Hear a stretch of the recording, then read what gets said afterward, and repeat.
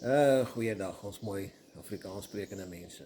Dit het op my hart gelê om my gees, om regtig vir ons mense Efesiërs 4 vers 11 tot 14 te herbevestig. Dit gaan oor die vyfvoudige bedieninge. En wat ek wil sê is, wat ek deel is absoluut skriftuurlik. Dit het geen kerkverband betrokkenheid van die ampte wat ek bespreek nie.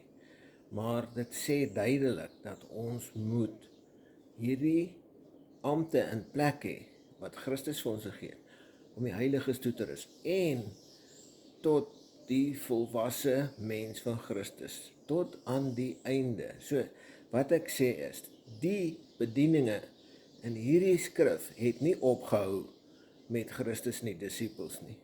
Dit het aangegaan, maar ons as mense het nagelaat om dit in plek te sit. Want wat gebeur is, ek sien daar is 'n groot tekort en 'n leemte in die kerke en in die mense se Christelike en geestelike lewe. En hierdie tipe bedieninge wat Christus vir ons daar gestel het om na te volg en om oor te dra en om mee aan te gaan, dit is wat die goed in plek hou. Byvoorbeeld, waar Ananias en Safira vir Petrus gejok het oor hulle offerhande en oor hulle finansies van die grond en wat hulle moes gegee het die Heilige Gees hulle met net daar en dan doodgestraf vir dit wat hulle teenoor Petrus bely het. So, wat ek wil sê is, ons moet regtig besef, ons kan nie aanhou om alleen te lewe nie. Soos wat iemand nou die dag ook hier in die Bybelstudie genoem het. Hy het 'n kans gehad om voor God te staan, die Vader, die Seun en die Heilige Gees en nog 2 ander mense. Maar dit gaan ook daaroor dat hy het besef, met die oordeel is daar nie meer verduideliking nie. Daar is nie 'n manier dat jy verby Christus, die Vader en die Heilige Gees kom om enige mooi broodjies te bak eendag nie. So as jy dit nie nou reg gemaak het nie, wanneer die vonnis gevel is aan die einde van die tyd of einde van jou lewe, van my lewe, dan is dit finaal en ons moet dit besef. Nou, ek gaan hiermee verder gaan en ek sê vir julle, kom ons kyk bietjie daarna, wees geduldig. Ek het nou hierdie hand afgeneem, of neem hom af van die apostel, die profeet, die evangelis, die pastoor, of die herder eintlik, en dan die leraar, in Efesiërs 4, 11 tot 14. En wat ek wil sê is, ons het hierdie almal nodig. 'n Kerk het nie nodig, elke individuele kerk het nie nodig om al hierdie mense se funksies en ampte in 'n gemeente te hê nie. Maar 'n groep mense kan, 'n groep Christene, 'n groep gelowiges, kan hierdie ampte in hulle midde hê, in hulle groep, wat vir hulle help om die regte ding te doen. Ons weet ook 'n leraar, jy kry in die skool, kan die kinders vir ons baie maklik sê, die groot mense. Jy kry 'n onderwyser wat kan wiskunde gee. Dan kry jy 'n onderwyser wat wiskunde gee en die kinders presteer net nie. So het God ook mense geroep. God het hierdie mense individueel deur Christus daar gestel en hy stel hulle tot vandag nog aan om hierdie funksies van leraar, herder, evangelis, profeet en apostel. Dis hoekom ons verwys na dit as die vyfvoudige bedieninge. Hier is die skrifgedeelte van Efesiërs 4, 11 tot 14.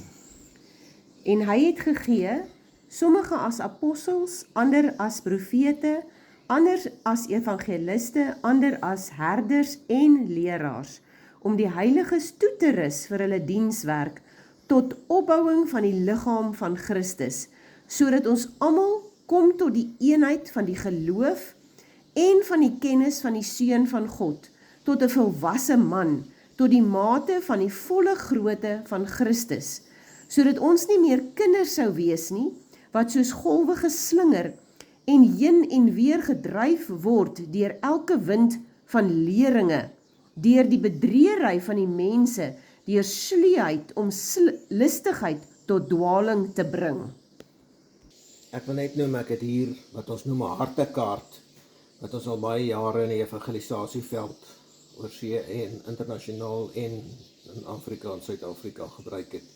Dit is 'n baie effektiewe demonstrasie van hoe mense se harte lyk. En deel van hierdie vyfvoudige bedieninge is om hierdie goed wat in mense se harte is, wat nie reg is nie, wat hulle net altyd onder die mat invee, uit te skakel en sodat ons lewens kan rein en reg wees vir ons God en Vader. Nou ek wil net hier verduidelik, hierdie diere wat in hierdie prent is, het elkeen 'n verskillende betekenis. Ons het hier 'n pou wat die trotsaard is. Ons het hier 'n bok wat 'n welis is. Ons het hier 'n vark, en ons weet wat doen 'n vark. En hier is 'n leidier, en daar is 'n luiper, dis met die mense met die aggressie en met die kort van draadgeit, dan slang, 'n slee uit van 'n slang, en dan ook die werk van die padda. Nou wil ek net iets noem, kyk mooi na hierdie prent. Hierdie man se oë is rooi. Sy oë is bloedbelope. Soos 'n man wat baie drink, wat nie slaap nie, wat kink. Kyk hierdie oog aan die onderkant op, hierdie oog ook, hy's rooi aan die binnekant. Kyk nou mooi, hoor. Terwyl die Heilige Gees wat deur die duif verteenwoordig word, wil inkom en dan selfs ook 'n verteenwoordiging van die engele van God, wat in Christus wat wil inkom in ons lewens. Maar laat ons hom toe. Laat ons hom toe om ons lewens skoon te maak, om hierdie goeders. Ek wil net hierso sê ook, jy weet, is so maklik, ons het nou vandag nuwe tegnologie en selfone, maar daar is soveel mense wat vasgevang is in pornografie en ander dinge. En ek bid regtig dat ons mense, Afrikaans sprekendes, regkom, dat die kerk kan regkom. Hierso het ons nou die prent van wanneer die Heilige Gees in ons lewens kom.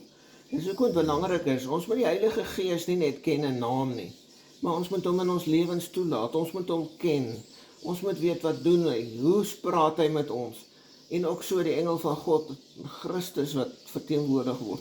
En kyk, as die Heilige Gees in ons lewens inkom, hoe vlug hierdie sondige diere, want hulle kan nie die lig van Christus weerstaan nie. Hierdie prent is nou 'n uitbeelding van hoe ons harte eintlik moet lyk. Ons moet die verteenwoordigheid van Christus hê, van die Heilige Gees hê in ons midde. Kyk, hierdie man se oë is nou nie meer rooi nie. Sy oë is nou helder. En al hierdie diere sit aan die buitekant, hierdie sondige natuur is buite. Maar ons moet hulle ook daar hou. Ons weet ook dat as hulle wil terugkom, bring hulle ander wat 7 keer meer as hulle. So dit is hoekom dit belangrik is dat ons die regte geestelike vriendekring moet hê. En mense wat opreg is, ons moet bid daarvoor, wat ons kan bystaan en ons versterk. En ook so die leraars, dat ons nie 'n tekort het aan die mense wat ons die regte onderrig en die regte, die Engelse woord is impartation, die regte insette in ons lewe gee. En ek wil regtig hê, ek wil net ook hierso sê, ek het kom nou wel van, hierdie prente is van All Nations Gospel Publishers in Suid-Afrika, en ek het toestemming gekry om van hulle goed te gebruik, hierdie prente, so ek wil net vir hulle erkenning gee, en dankie sê vir dit wat hulle vir ons op beskikbaar stel. Geliefdes, ek wil net weer hierdie bevestig. Ek het daai pastoor verander na herder toe, want dit is eintlik wat dit is. 'n leraar, evangelis, profeet en apostel. Dit is hoekom Christus vir ons die perfekte model gegee het van die hand van God, wat vir ons kan lei en vir ons kan insig gee, wat vir ons kan opleiding gee en wat ons kan beskerm en wat vir ons voorsiening gee, wat ons wysheid gee.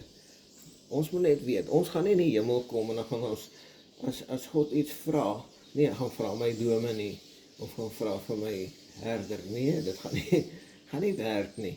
Ons self, elke een is verantwoordelik vir sy eie heil, om sy eie heil uit te werk, en daarom wil ek sê, hierdie vyfvoudige bediening wat ons na verwys, is die hand, soos die hand van God, wat na die liggaam van Christus gee. En daar kan niemand beter wees, as God die Vader, wat deur Christus vir ons hierdie model gegee het, en ons laat na, om dit te gebruik, en om die heiliges toe te rus, en die heiliges nou om te sien, in die wonderlike naam van Jesus. Ek wil net hierso ook nou net by mekaar bring. Hierdie bedieninge, hierdie ampte, kom ons vat byvoorbeeld die profeet. Hy is daar om korreksie te bring. Nou wil ek iets sê, dissipline, kweek, sekuriteit. 'n kerk waar daar nie dissipline is nie, waar die sonde en die ongeregtigheid onder die mat ingevee word, kan nie sterk wees, reg wees nie. Dit is hoekom ons moet seker maak dat ons 'n gemeente het wat vir ons kan dissiplineer op die regte manier met liefde. En daarom wil ek ook saam sê vandag dat hierdie is absoluut fantasties. Kom ons maak die beste daarvan terwyl ons die kans het. En ek wil sê, ek wil nou vra dat die Heilige Gees almal vir ons aanspreek en in ons werk om die regte ding te doen gaande hierdie opname in hierdie skriftuurlike woord vir ons. En ek bid dit in Christus Jesus en Stefaans Botha. Ek sê vir u baie dankie. My nommer is 083 441 7514. Nou die nommer gaan vir jou by my vrou uitbring, want ek het gehoor goedjies en hulle werk nie altyd so lekker op die foon nie. So my vrou is die een wat dan die kommunikator sal wees. En ek sê vir u baie dankie vir die tyd. Liefde is welkom om ons te kontak en laat dit met u goed gaan.